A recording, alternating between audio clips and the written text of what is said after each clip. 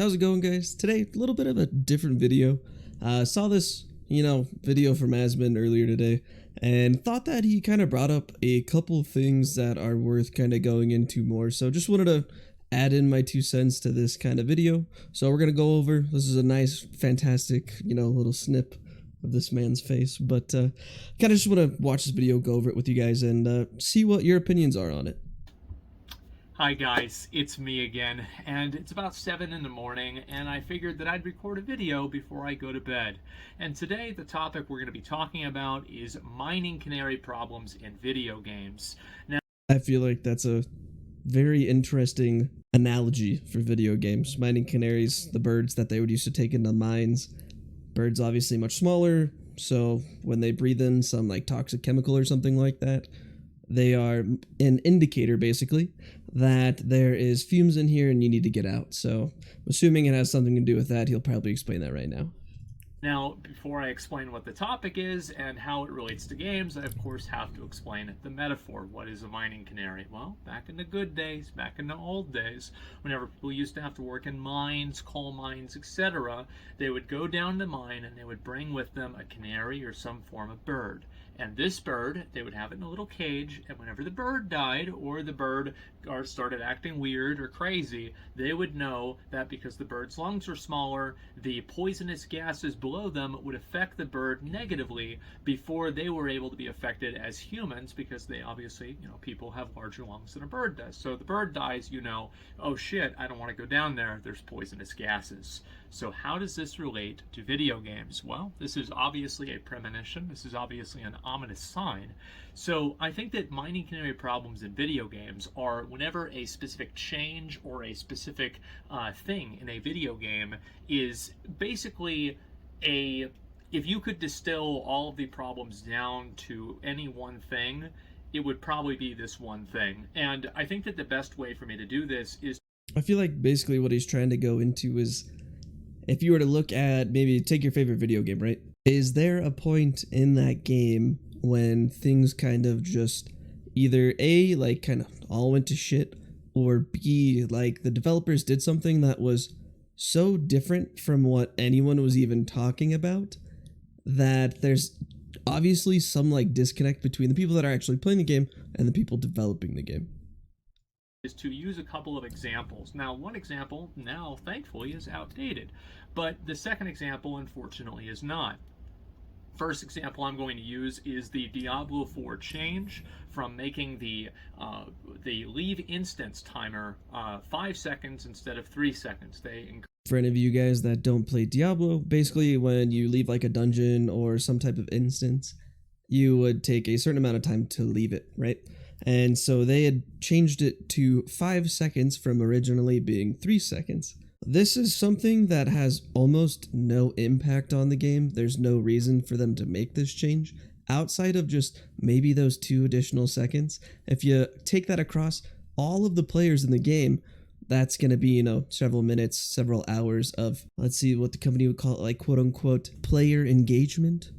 I would hate to say that they are making a change like this specifically so that their metrics look a little bit better, because you might not think that, like 2 seconds is a very long time, but 2 seconds across, several thousands of people is definitely a lot, especially when, these people in endgame are going through, tens of 20s dungeons, and so it kind of racks up really quickly. So I'm going to hope that that wasn't their point, but this was just such a random change that nobody really asked for, or nobody was really even talking about it in the first place. So I can understand where he's coming from here.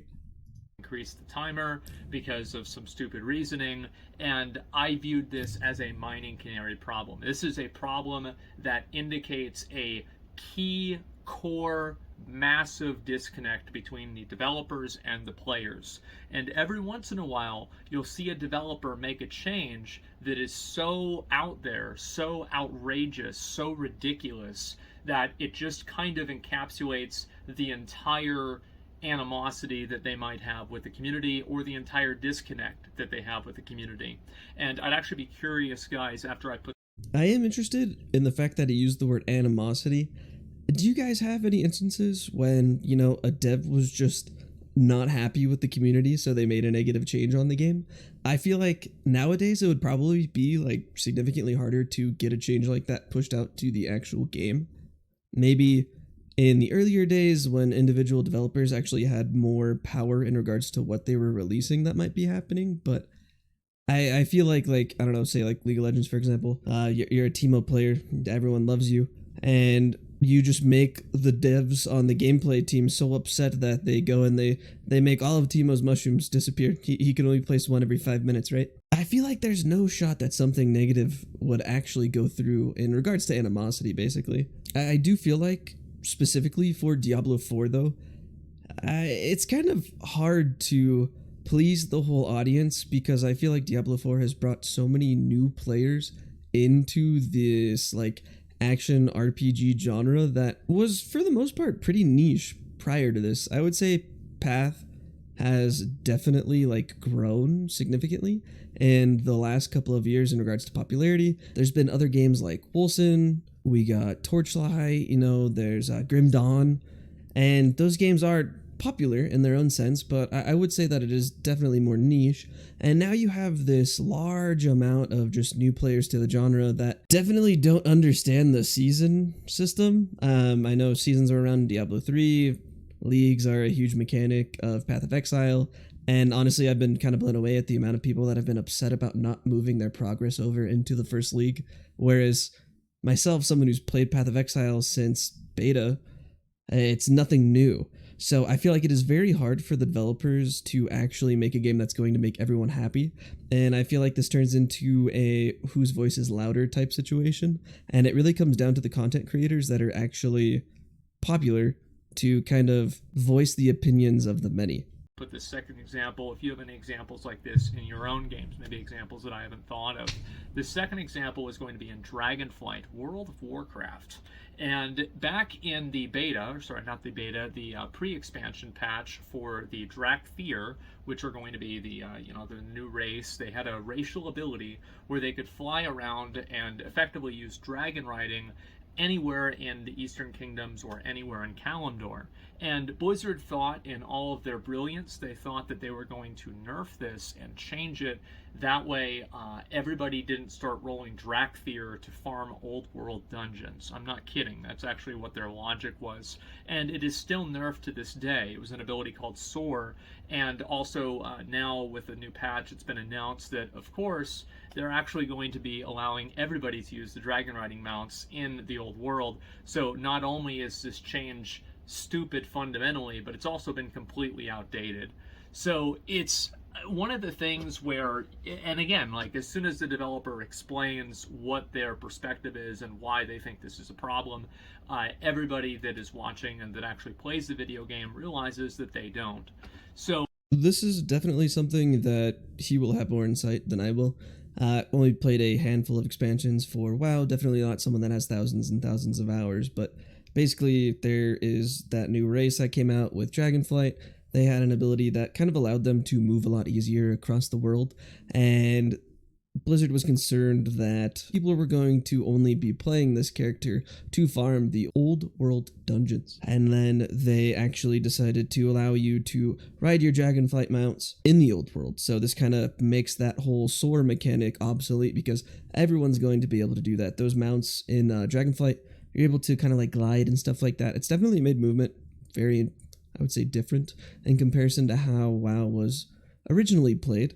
And so obviously when you take a mechanic like that, you put it back into where the game was, 1 year, 2 years, 3 years ago, the maps and the environment might not have been developed thinking that people are going to be able to glide around and soar like that. But to the majority of the people, I don't think anyone seemed like they would have cared. And I feel like the thing that he's mostly upset by is that Blizzard's explanation was just so far out there and just obsolete in regards to what anyone was possibly thinking on why they did that they clearly are not, on the same train of thought as a lot of the players. So this is a big problem, and I think that also it's one of the things where, like, there are sometimes whenever it will seemingly be like a very small change, like, oh, this is like not really a big deal, like, why does this really matter? And it doesn't really matter, but I think in these mining canary type problems, it indicates a larger disconnect. So for example, if you're charging This one I would agree with. This is also another great pause. That was fantastic. That's fantastic. But basically, it like changes that you might not think are relevant, and you don't kind of understand why they are actually making or implementing those changes to the game. Why would they find something that no one has thought about and go out of their way to either address what they think is a problem when the majority of the people who put, a lot of their time into the game didn't even consider that a problem? That this kind of shows some type of disconnect from the community as well, to the developers, basically. And I would agree with that. I, didn't play WoW or anything like that, but I feel like League, a game I've played for 10 plus years since season 2, there have been so many changes in that game that I have so many questions that I want answered. It never really made a lot of sense for some of the things that they were doing, outside of the fact that, one, they make so many changes specifically for pro play, not even considering the mass majority of their actual players, which I guess makes sense. They've always been trying to make the esport relevant, and they've done a good job of that, but I feel like they've never really considered how that is actually going to change the competitive gameplay for the majority of players.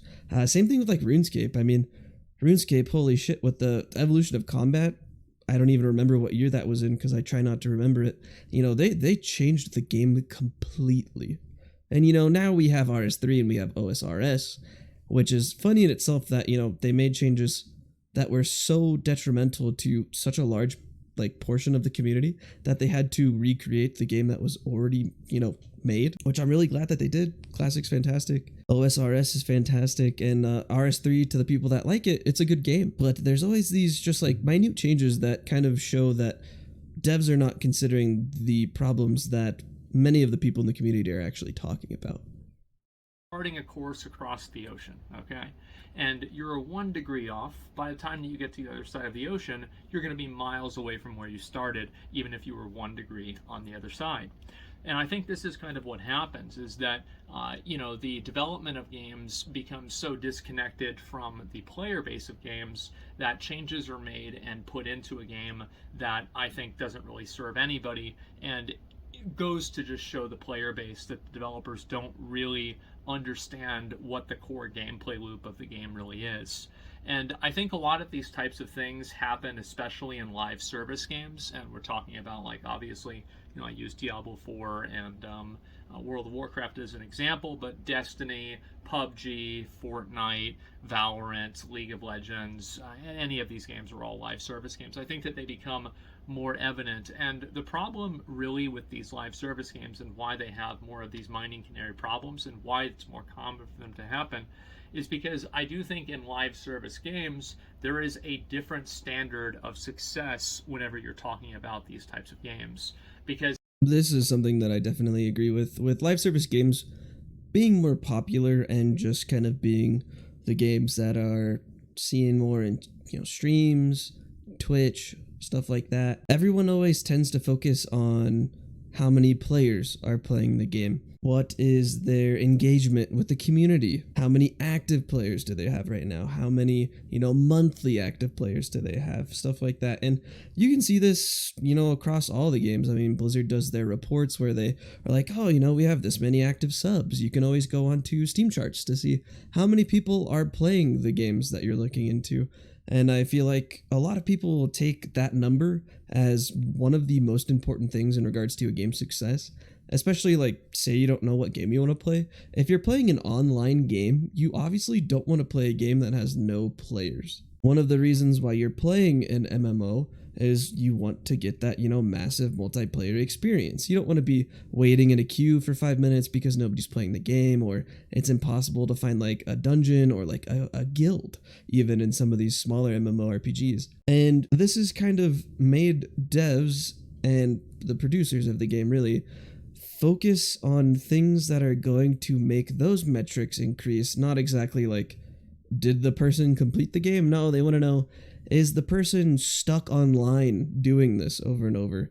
Do we have systems in place that are going to kind of stretch out the gameplay loop to make people actually just not exactly be stuck, but I feel like that's the best way to put it.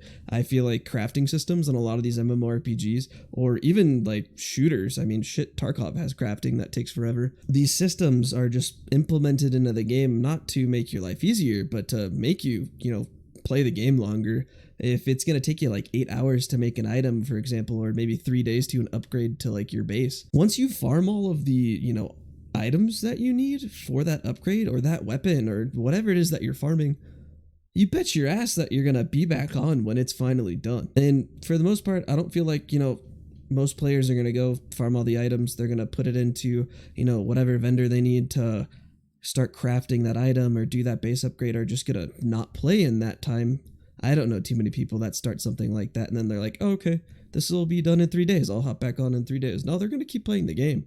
Because you're waiting for this thing, you might as well. And I just feel like systems like that are more and more, not exactly popular, because I don't feel like there's too many people that enjoy them, but they're definitely being implemented across several genres. As these games are not necessarily measured in terms of did the player complete the game, they're measured in how many hours did the player complete, how many hours did it take for the player to complete the game, and also, how many times did they spend money on the game, how long did they put into the game, how many hours. Blizzard calls it, monthly active user, player retention. Everything is all. Yeah, the money aspect is a whole another thing. There's a lot of systems that same crafting system. How many games can you guys think of that give you the option to instantly finish something if you just pay whatever, currency they've used to obfuscate how much money you're spending? Or, battle passes, right? I don't feel like battle passes in themselves are like inherently evil or anything like that. I feel like a lot of games have done a fairly, good job at giving a battle pass that is affordable, and for the most part, a lot of them, if you don't buy anything else, you're able to actually buy the battle pass again with the currency that you get in the game. But, this is obviously forcing you to play the game more because you got to grind the battle pass, but that is a conversation for another day. But, the amount of money that you're spending, especially for a lot of these publicly traded companies, is definitely very important. So they're going to put things in front of you like, how many games have you bought early access for? How many games have you bought that are in alpha currently? Which, granted, nowadays is almost every single game, but beside the point. How many times have you finished a tutorial and it's like, oh, you just finished the tutorial. Here's a gift bag that's only $1, but it gives you all these cool things. These things are much more popular nowadays than they ever were. And with successes of games like Genshin Impact, Honkai Star Rail, I feel like Lost Ark did pretty alright. Companies are definitely moving in this direction, so it's definitely an interesting thing to think about. Keeping you on that hamster wheel as long as possible. And that's why I think that you see a lot of these changes be put into these games that will artificially increase the amount of time that a game takes in order for it to be finished or for you to achieve a task. And I think that you can contrast this with something like Elden Ring, for example. Elden Ring, there are rare items in Elden Ring. However, a rare item in Elden Ring is not equivalent to a rare item in many, many other games. And not to mention the fact that you can just mod the game and give yourself any item you want, not to mention items that don't even exist, like with mods, like Convergence, etc. The point is that it is not important for the developers of that game, or Tears of the Kingdom for that matter, it is not important for them to make you waste your time. Yeah, I would agree with him here, because basically it's like the difference between live service and then box price games, right? Especially, all the games that you can think of when you're growing up that used to just be on a disc, right? You didn't just download something that could get patches all the time. You would buy a full and complete product. And so when it comes to a game like Elden Ring, or I think Valheim is a pretty awesome example, because in Valheim, you can play the game however you want, right? You can play at your own speed. You can progress quickly through the story. You can just farm a bajillion boars, right? You can make a deer farm. You can go and harvest all the berries in the forest. There isn't anything that, they're not going based off player metrics. They don't, plan on having a bajillion people playing the game at the same time. And the full experience is in the game from the minute you buy it. Obviously, there's DLCs to, games like that, but if you want, you can press tilde, open the command console, go to Google, look up commands, and pretty much give yourself any item in the game, as well as items that you're not supposed to have access. Like there was a sword that's, the developer sword that did like 40,000 damage. It lit up with rainbows. It was very fun. And so you got to really control exactly how quickly you got through a game. It wasn't, vying for your attention. It was just like, hey, here's your game, go experience it how you want to. Because they've already got your fucking money, number one. So see, they fucking got your ass. If you play through the game and you beat the game, this doesn't mean that you are no longer interfacing with their battle pass system. You're no longer interfacing with their store system. And this creates a profit incentive for developers to make things take longer than usual, and it also creates a profit incentive for developers to make things be more frustrating and just in general more difficult to achieve. And I guess all I can think about when he's talking about this is all of the Eastern games that I was really excited to play, but then they introduced this energy system, and unless you wanted to pay for, energy potions to get your energy back, you had to go through this long process of not doing the skilling aspect of a game, or harvesting, for example. You had to do everything else, which, in itself, not a terrible idea for most players. A lot of people are going to be doing dungeons, they're going to be doing raids, they're going to go out, kill mobs, stuff like that, while also interfacing with the harvesting aspect. But for someone like me, and I feel like a lot of other players, especially in MMORPGs, there are people that just want to gather. There's people that just want to craft. But with these systems, it basically makes it to where you either have to have multiple alt accounts, which I know a ton of people do, so that you don't get stuck by this energy, or you just don't play the game while you're waiting for your energy to come back up. Unless you're a whale, then you can do whatever you want. But that's what I mainly would think of when he talks about this. I guess, these are all other effectively ways of saying take longer to achieve.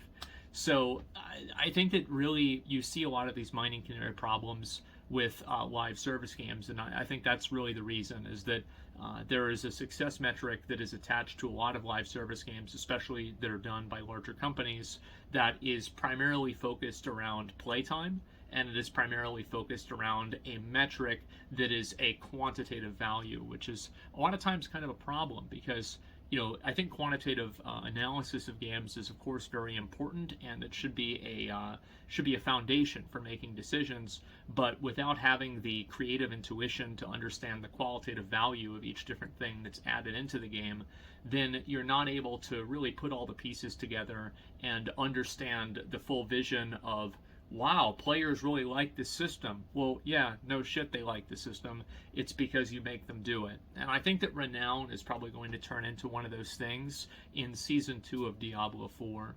I played through a little bit of Season 1. I've tried to give the game a little bit more. I do think somewhat forced renown farming is really ridiculous in a lot of games. I do think there are games that do it well, but in Diablo's instance, right, you have to work with this renown system if you want to get all those extra points. I mean, the Paragon points are extremely important, so you're practically doing your own account a disservice by not farming the renown, because your character, even if you're the same level as someone else, right, you have the same exact gear, you're skilled into the same exact things, if you don't do the renown farming, you're going to have way less Paragon points, so your character is just going to be indefinitely weaker. So that makes you basically, you have to farm the renown, right? That doesn't even add in, what if they made farming renown absolutely awful? I think of Neverwinter when I think about this stuff. I loved playing Neverwinter. I think it had a fantastic world. I enjoyed all of the classes. I mean, the combat was enjoyable for me.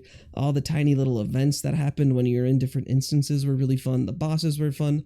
But once I got to endgame, it turned into this, all right, hop on, do all of your dailies, and then hop off type of game. And this was limited because you could only do certain campaigns, you could do this one 2 times a day, you can do this one 3 times a day.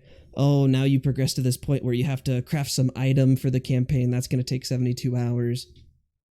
And that really just killed the game for me. I understand that you don't want players progressing through your content too quickly, because the amount of time that some people are able to go through the content is obviously significantly less than what it takes for developers and studios to make this content. So I understand time gating some, type of content, but at the same time, you need to at least put into the game something that is repeatable for players to do at the end game, that is not just a drag.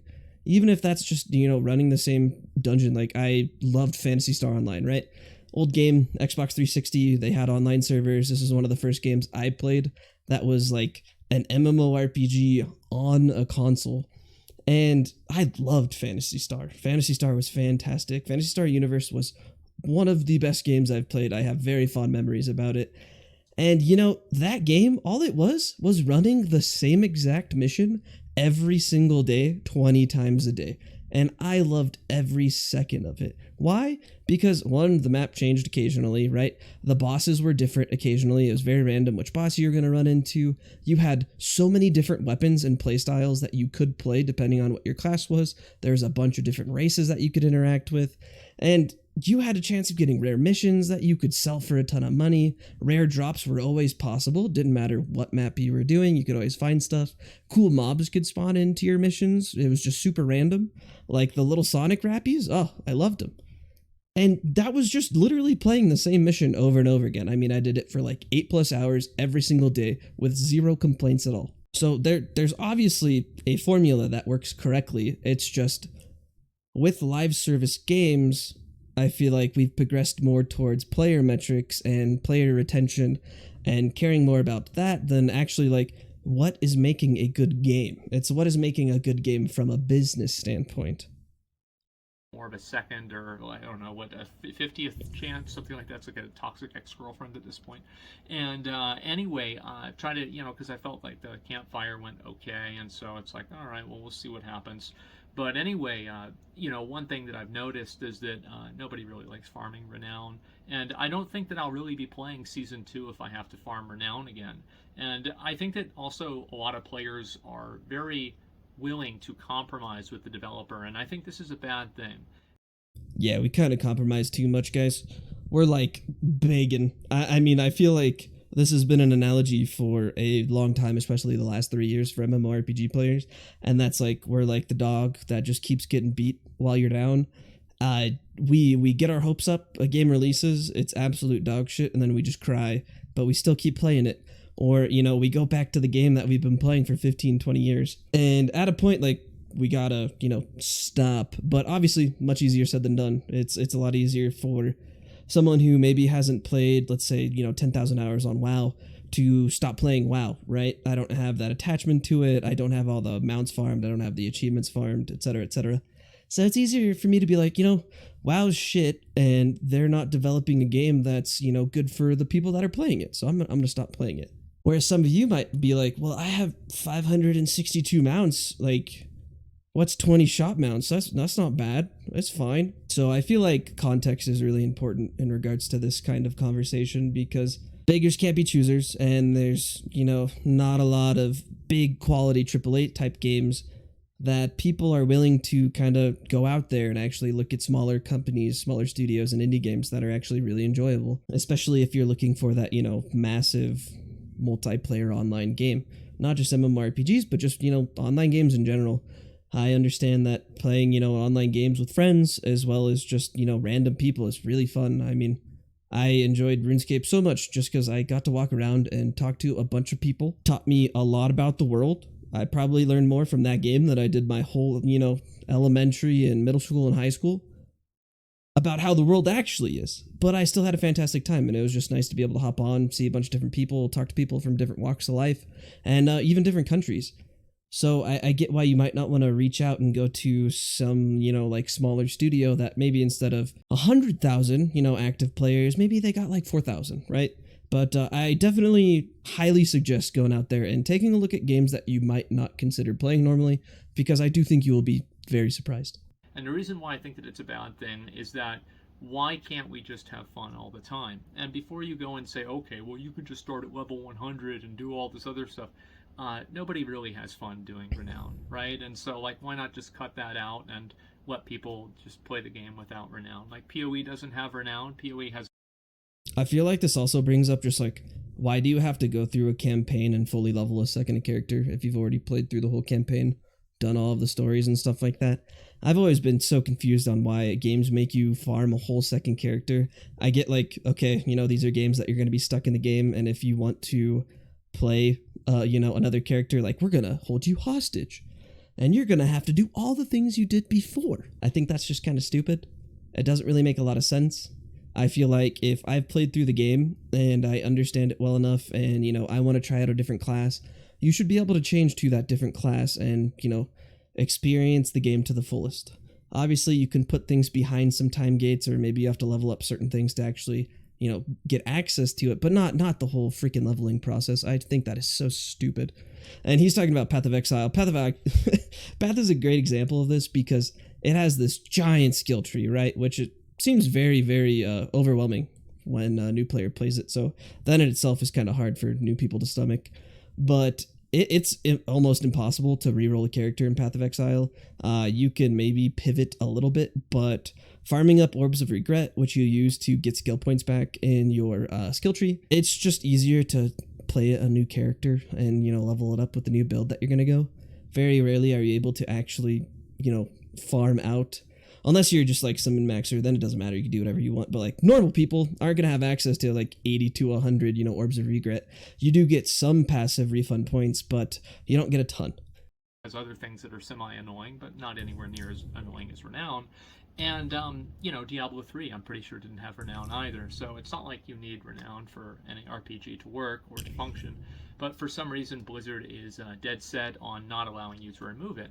And I think that if it continues in Season 2, I will probably classify it as one of those mining canary problems, that it is an indication of the entirety of the disconnect between Blizzard and the player base, that they value metrics such as time played, that you obviously farm a lot of whenever you convince a player that they have to farm Renown, because it's effectively like, if you want to be good at the game, you want to have 20 extra Paragon points, obviously.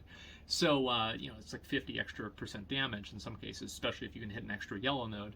The point is that, of course, obviously a lot of people are going to want to do that, and then you pump up those playtime numbers by artificially increasing the amount of time that they would interface with the game, by creating pointless hurdles for them to jump over.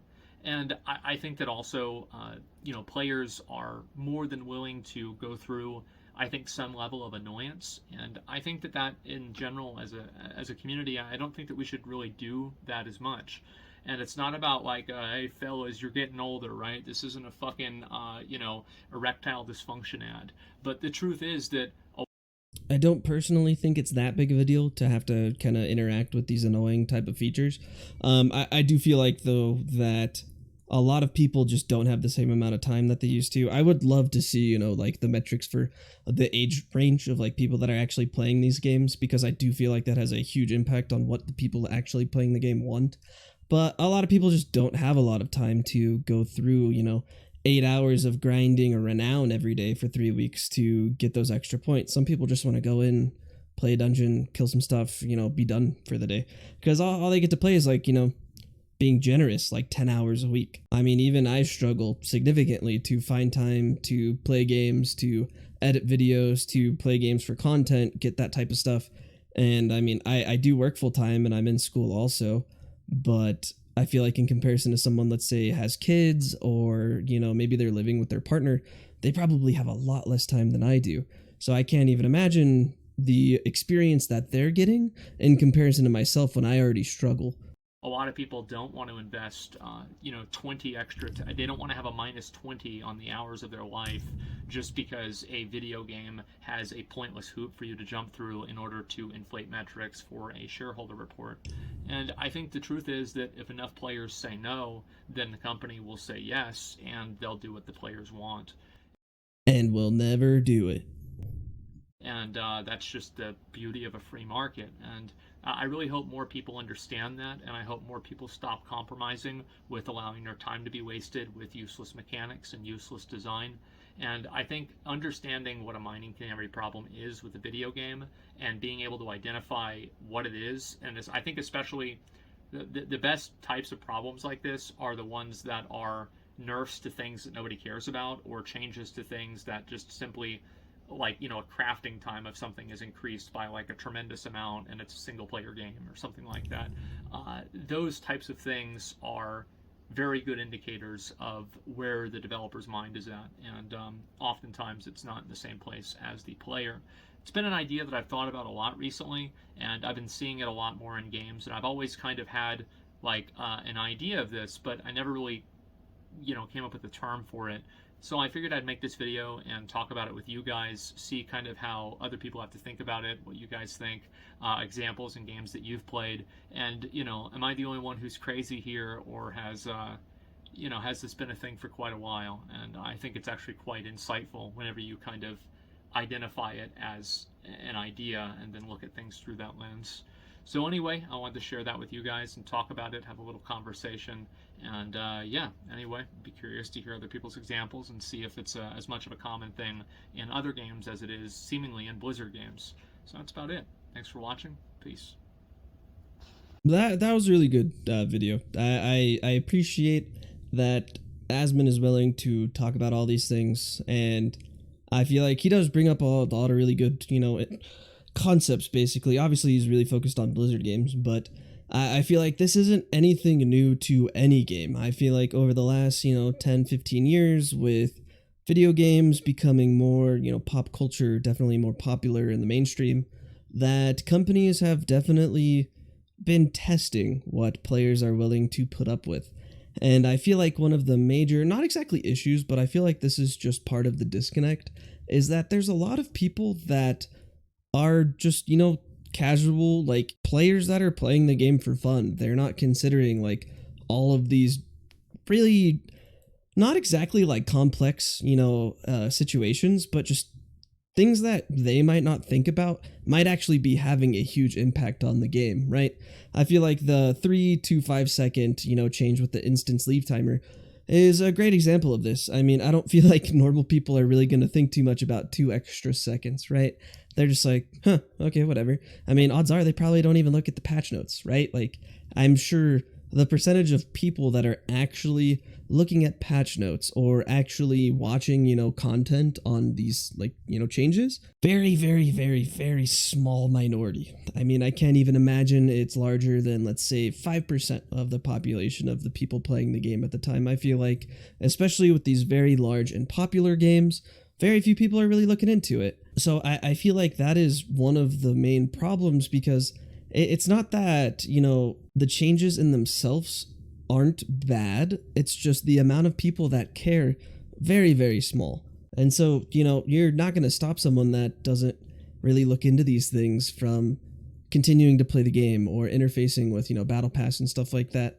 They don't really care. I mean, it's not that big of a deal. I mean, they slow down cooldowns, right? Most people probably won't even notice. They'll just be like, well, that's weird. Whatever. They're just slamming their buttons anyways. It's not really that big of a deal to them. I try my best to not have, an extremely, like, negative viewpoint on these types of changes, because I feel like at the end of the day, developers are going to do whatever they want.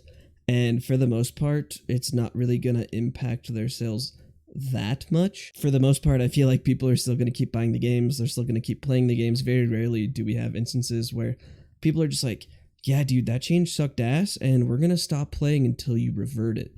I cannot think of situations that, have ever happened like that, except for extremely catastrophic, like, failures. I mean, I feel like OSRS and RS3 is a great example of that, right? They created the evolution of combat. This was kind of going to be their next step in where RuneScape was going to be going. And people really didn't like it. It was way too big of a change for the majority of players that were playing RuneScape at the time. And, what did they do? They created old school RuneScape. They literally recreated the game that they had made previously, and they've been adding on changes to that game, just keeping to, those same original types of standards that they had before. There's a lot more play interaction. They do the polls online to see what gets added into the game, and unless it has, I think it's like a 70% plus yes rate, they don't actually add those things into the game. But other than, a major change like that, I feel like very rarely do games ever revert something. I feel like more often than not, they release something that is extremely over the top, and then maybe they dial it back a little bit. Like, I mean, who plays, any of the MOBAs or, let's like, battle royales where something new gets released, say a new champion, a new weapon, and they're just so freaking overtuned, it's not even funny. And I mean, the reason why games do that is because they want people to go out there and play that new character. They want you to use that new gun, because they're like, oh, maybe maybe if I pick this gun up in Apex, right, I'm gonna have a better chance of actually winning the game. Maybe I'll win the game now because I have the Volt SMG on release and it's busted as hell. Maybe I'm playing the new champion in League and nobody understands what the mechanics are in the first place because nobody watches the champion spotlights and it's overtuned as shit. I feel like that's very common, and I do think that developers are using that as like an incentive to get people to play their game more. And then, as people complain, maybe they dial it back a little bit, or as that patch goes live on the competitive scene, like not, competitive you playing the game, but the pro scene, they're like, okay, that's probably not going to be that enjoyable for pro play. Maybe we'll have it in 1 week of the split, and then we'll dial it back a little bit. I feel like that has been extremely common in both of those genres, and I do think that, developers are probably doing it on purpose. Also, balancing games is very difficult. Like, I would love to give a break to the developers because it's not as simple as knowing how everyone is going to do things. People's brains are amazing. People who play video games, especially, they think of the stupidest shit to do to exploit the game and take advantage of a change that, developers might make. And it might be something that they could have never considered, right? I feel like changes, I think it was like season 5 or 6 in League, they made changes to a lot of the bruiser items as well as the top lane champions. And who could have known that AP Tank Lulu with ZZ Rot Portal was going to be one of the best top laners in solo like queue or in the comp scene, not pro play, but just like for normal people. Dude, AP Lulu top, so strong. Super good, right? They could have never imagined that some of the item changes that they're making are going to make one character very, very strong. It's just impossible to actually contemplate all of the different balances that they're going to have to go through. So I'll give them a break and say that maybe it's not 100% on purpose, but I do think that it is something that they consider every time they release something. So I feel like it is really up in the air, honestly. It's hard to say that we have a solution because there's so many different factors going into this. I personally don't think that we'll ever, run into a situation where everybody just is like, no, this is awful, please stop. Like the Lord of the Rings game, right? That is one of the funniest, gosh, it was so sad seeing that game released, right? It just was bad, right? Everybody came together, they agreed that it was bad. And that's, stuff like that happens very rarely, but in regards to these ginormous, massive games, I just don't see it happening very often. However, I do hope that eventually we'll be able to come together as a community, even if we don't agree with each other's opinions, but at least be like, hey, this is really bad for the majority of players. Maybe we can dial this back a little bit. Let me know what you guys think down below. I'd love to talk about this a little bit more. This is definitely a little bit different of a video than I normally make, so I'm sorry if I rambled, but I just have a lot of opinions on stuff like that, and I think it's really fun to talk about. So as always, I appreciate all the support. I hope you like it. If you do, let me know down below. Like and subscribe. I appreciate it. Other than that, if you could stay for like 30 more seconds, I would appreciate it. But otherwise, I hope to see you on the next one. For the people that are still here, just, want to get the idea out. Like, is this a type of content that you enjoy? Is this what you would want to see more of? I enjoy watching these videos and talking about these things because it's definitely fun and everyone has opinions on video games. It's the community that I want to be a part of. So if you guys think this is something that you would enjoy watching more of, let me know. I would really appreciate it. If there's topics that you guys want me to look into or specific games that you guys want me to talk about, I would love to look into that stuff. So let me know down below. And as always, I hope to see you on the next one.